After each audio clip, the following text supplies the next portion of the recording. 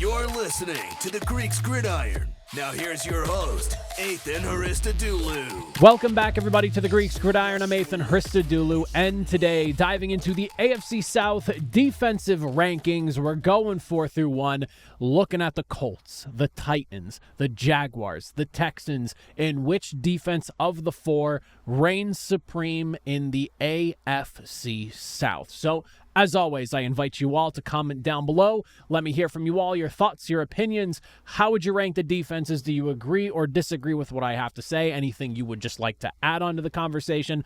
Love hearing from you all and encourage it as always. But that being said, like I mentioned, we will go from number 4 to number 1. So beginning at the very bottom of this list, and sorry, Jaguars fans, but you will start at the very bottom. And listen, it's exciting. I'm all for the Travis Hunter selection they made at number 2 in this year's draft, but this is a defense that needs a lot of work. It is thankfully a new era in Jacksonville, so there is plenty to look forward to with a new head coach, of course, in Liam Cohen, and then, of course, Anthony Campanile will be working alongside him to help revive what was a defense that was not great last season. They were one of the worst passing defenses in the NFL. They could not stop a nosebleed if you gave them every opportunity and then some. And when you look at just the struggles with forcing turnovers, they didn't capitalize enough. They weren't aggressive enough. There was just a lot left to be desired. And again, I am very excited to see what Travis Hunter does for this team, whether it's on the offensive side of the football or the defensive side of the football. But I don't think that Travis Hunter is the be-all, end-all of solving some of the issues that this defense had. Now, I will say this. There were a few, very far in between, but few positives for this Jaguars team. Despite all their struggles, they did tighten up and get a little bit better in the red zone. So there was like a few positive things to take away here or there throughout the season if you want. But for me, I am looking forward to Travis Hunter. There's a really good group of guys in that secondary when you look at what they did this offseason. On top of bringing in Travis Hunter during free agency, you went and got yourself a Jordan Lewis as well. So the trio of Tyson Campbell, Jordan Lewis, and I'm assuming Travis Hunter is going to find himself into a role where he's probably taking first-team reps as a cornerback somewhere on the football field at any given point. There's the conversation of whether a guy like a Jarrian Jones or somebody could maybe hold him off, but considering that Travis Hunter is your number 2 pick in the draft and he's a two-way player, and it sounds like Jacksonville is going all in on the two-way playing stuff, all the way down to them tweeting out that they signed wide receiver Travis Hunter and they signed defensive back Travis Hunter to his rookie contract in multiple tweets. I expect to see him playing on the defensive side of the ball significantly. So I am looking forward to seeing what this unit looks like. And then on top of that, you also just kind of look at what the safety situation is going to be looking like. You go out and you bring in a guy like Eric Murray from Houston to replace a departing Andre Sisco. You also, in the draft, got yourself Caleb Ransaw as well. So it's going to be Darnell Savage and some combination of those guys, however they kind of sort themselves out alongside him. But it feels like at least Darnell Savage will be the main, or not the main guy, but he will be the most sure thing as far as the back end of that secondary goes. So there is a lot to look at. I think there's a lot to look forward to as far as just defending the pass as a whole in Jacksonville. I expect it to take a step forward, but for a team that was allowing 390 yards per game through the air last season, there's a lot of work that needs to be done.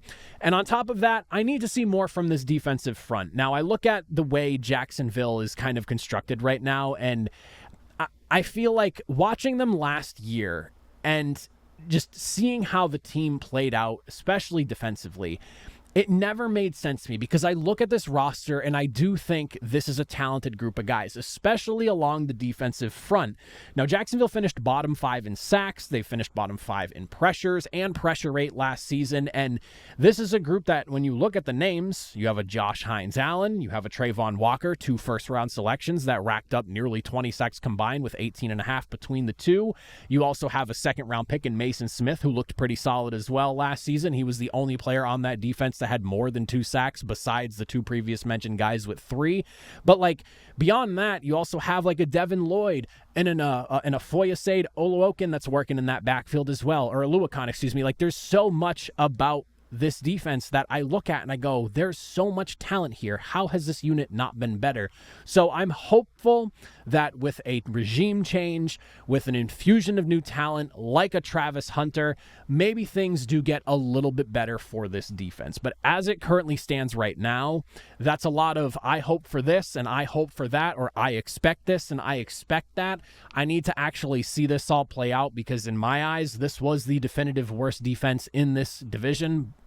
And I don't want to say by far, but it just, first team that came to mind when I started to think up this list was the Jacksonville Jaguars. And as I sat there and kind of rolled through the numbers and looked back at last season as a whole, I feel pretty comfortable having them at the bottom spot here.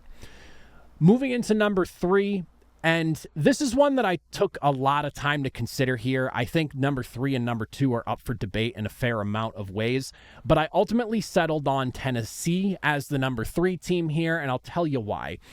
While I am excited for the second season of the Brian Callahan era, and I do think that this defense as a whole is honestly going to benefit first and foremost from just better, more consistent offensive play.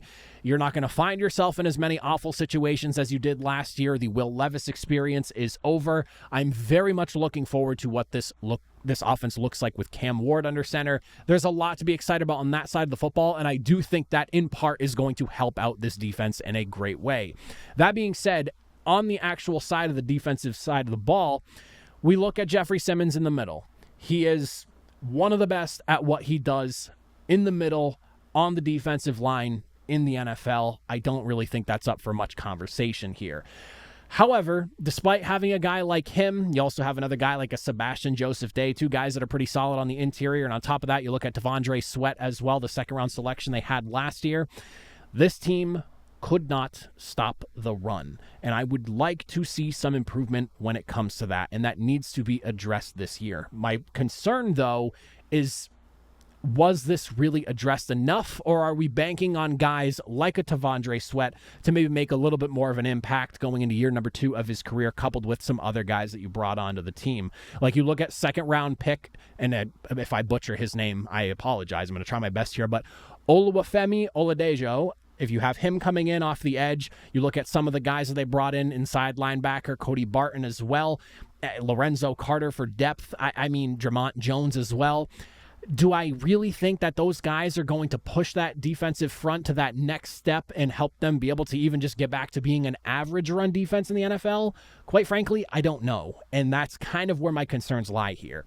And then you have, when you look further back into the defense, this is a secondary that was very impressive with what they did last year. When you look at the number, league low in passing yards, like obviously at face value, that sounds great. But when you look a little bit deeper, part of that had to do with the fact that teams were just enjoying a very easy run all over the defense, keeping the ball on the ground.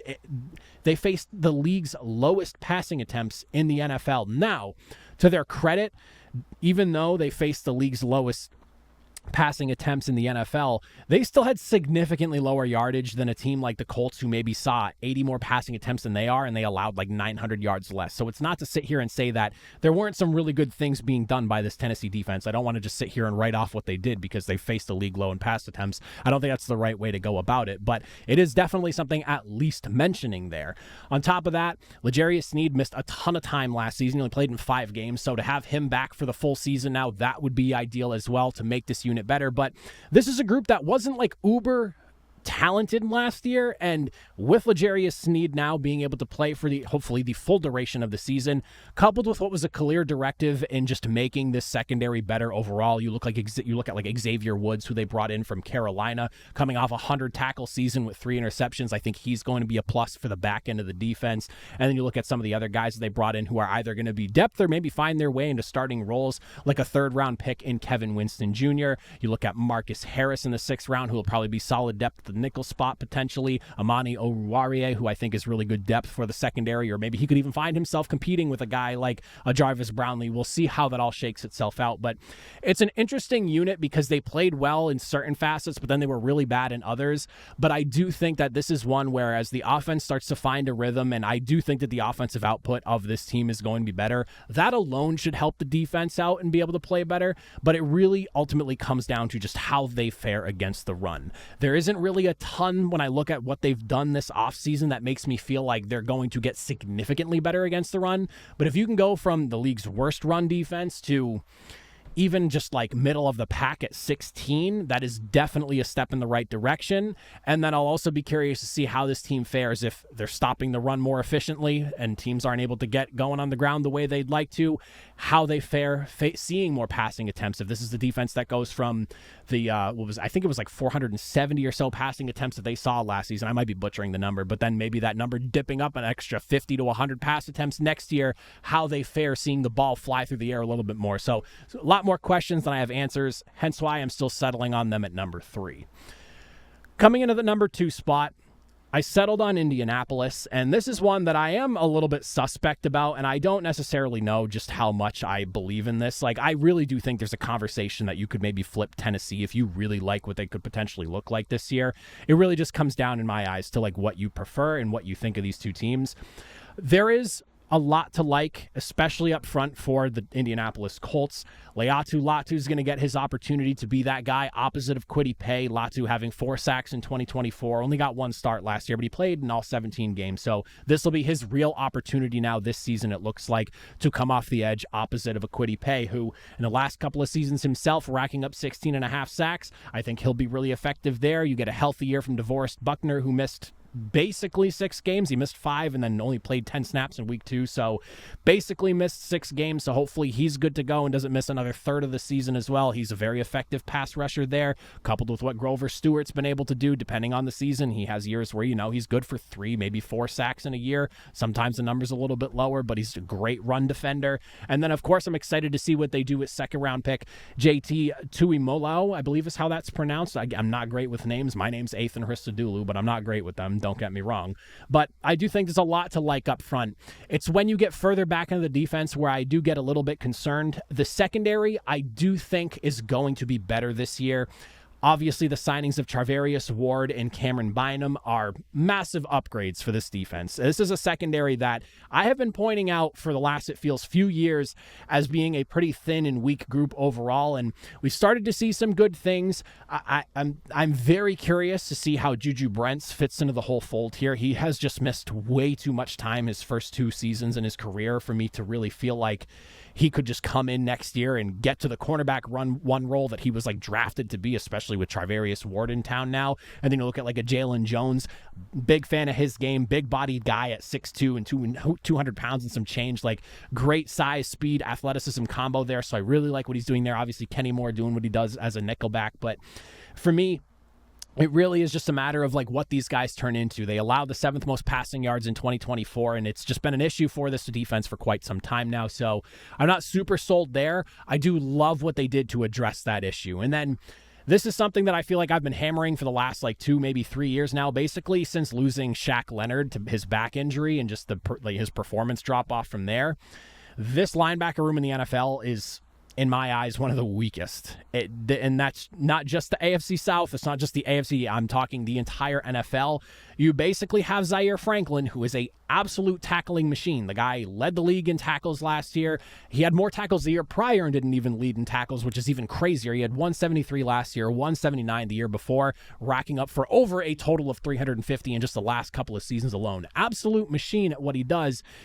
But then that's about it. I am not super high on the rest of the linebacker room. I mean, you have Jalen Carleys, and I don't really know what he's going to turn into. And then the rest of the guys behind them, I'm kind of out on the linebacking room as a whole in Indianapolis. Excuse me, I almost said New Orleans. In Indianapolis. So until I get more out of that group, that is kind of my one glaring need for this team. I feel like losing Shaq Leonard the way they did just ultimately put them in a really tough spot because it seemed like Indianapolis had that situation figured out back injuries obviously derailing his career has now just left a gaping hole in that situation there. So we'll see how it shakes out. But I mean, aside from, linebacker, overall, I feel pretty good about what this defense could potentially be. The offense is definitely something that I think could hold the defensive side of the football back, and that is, a conversation for another day. I have no real faith in either the Anthony Richardson and or Daniel Jones experiment, whichever way that shakes itself out. But I do think overall it still should be a good defense. Besides that, it's just a matter of how much can they mitigate what I am kind of anticipating the Colts getting from the offense this year, because I don't have high hopes for that. And I do think this hurts the team a bit, but I do still think the numbers end up looking good. And then last, of course, but certainly not least, sitting at the number 1 spot, we're looking at the Houston Texans. And basically, like I said, when we were talking about offenses for the same division here, the Houston Texans, it is their division. They have all the marbles and they have everything to lose here, the way I see it. And barring some massive turnaround from either the Colts, the Titans, or the Jaguars in one singular year, I don't really see how you could look at any of those other defenses and consider them better than what Houston has going on here. What DeMeco Ryans and Matt Burke have put together over the last few seasons has just been incredible, and there's been a lot of changing to make this unit what it is, and it's really turned into their own unit. And it obviously starts with that combo of Will Anderson and Danielle Hunter and what they're able to do as advertised, just an absolute wrecking machine coming off the edges. When you look at what they've done together, 23 sacks last season, and then on top of that, guys that they added, like you look at last offseason, bringing in a guy like Tim Settle, somebody I highlighted as one of my favorite pickups when you looked at like depth signings or just like day two guys, but like that second tier of free agent signings that you're probably not writing home about Tim Settle, but he was a guy who was effective as a pass rusher prior to getting into Houston, and he looked good last year with the 5 sacks he had in his first season in the system here. So I really like what they're doing as far as getting after the quarterback, and the numbers show. Tied for 4th in sacks, finishing with, 49 on the year. So it was an effective unit. And then going and investing into that defensive front even further, you get a guy like a Darrell Taylor, a guy like E.J. Speed, who I'm a fan of, and I lumped into that weakest linebacker room in the NFL when talking about the Colts even last year. E.J. Speed, love his game. I think he probably is more well suited for a rotational role in a room that's already pretty talented as it is in Houston, rather than being like a starter the way he was in Indianapolis. So I think both those guys are going to benefit from the situations that they find themselves in Houston, and it's going to pay off both ways for both them and the production they can put out for the Texans. And then you look at the secondary, and I mean, the secondary as a whole, there is a good conversation for this being one of the best units in the NFL. I mean, whether you want to say they're the best or not, completely up for debate, but I do think there's at the very least a conversation to be had for just how good the unit is and where they stack up against the rest of the the rest of the secondaries in the NFL. Headlined, of course, by Derek Stingley and Kamari Lassiter, who are getting a lot of love from a lot of places right now as one of the best cornerback duos in the NFL, and I think fairly so. On top of that, you're hoping you get a healthy season from Jalen Petrie, who can get back to hopefully numbers close to what he was able to put up his rookie season. Kalen Bullock and CJ Gardner-Johnson, who they brought in this offseason, have the opportunity to potentially turn into one of the better safety duos in the NFL. On top of that, Kalen Bullock, who had 5 interceptions and a fumble recovery in his rookie season last year. CJ Gardner-Johnson, kind of like a hired gun for secondaries. It just feels like teams pick him up, and he instantly is an impact guy. Obviously, how you feel about him is totally up to you, but his play on the football field when he's rocking and rolling and he feels good, it's incredible what he can do. So I think pairing him up alongside, again, standout in Kalen Bullock last year, this defense, in my eyes, is probably going to get better than what they looked last year, and that's a pretty scary thing. And you have to remember, the offense struggled a lot in Houston last year, and there's definitely some concerns along the offensive line there. Another team that this defense probably looks even better if the offense of the Texans last season matched up more so with what it looked like in CJ Stroud's rookie season the year prior. So if everything blends well on that side of the football and the defense isn't being put in bad spots and bad situations, I think that this defense could flourish even further. But in my eyes, it's not really much of a competition. I think that the Houston Texans kind of run away with the division right now as it currently stands. They've got the quarterback on the offensive side of the football. They've got a lot of skill weapons to work with over there as well. O-line's a little bit concerning. I like the running back room, but then the defensive side of the ball, like we're talking about here, I mean, you have your edge rushers. You have guys that can work from the interior as well. You have a pretty strong group of linebackers and a secondary that can basically go to battle with the best of them in the NFL. I have a really hard time picking against Houston in the AFC South, and honestly in the AFC as a whole. This is one of the better units out of that conference, so teams got to respect what they're doing over there for the Texans. But those are my rankings. As always, like I said, I invite you all, comment down below. Thoughts, opinions, let me hear your rankings, things you agree with, disagree with, or just stuff you want to add on to what I already said. Feel free to highlight if it's your favorite team, whatever it may be. As always, though, if you made it to the end, I greatly appreciate it, and I'll see you all next time. Have a good one.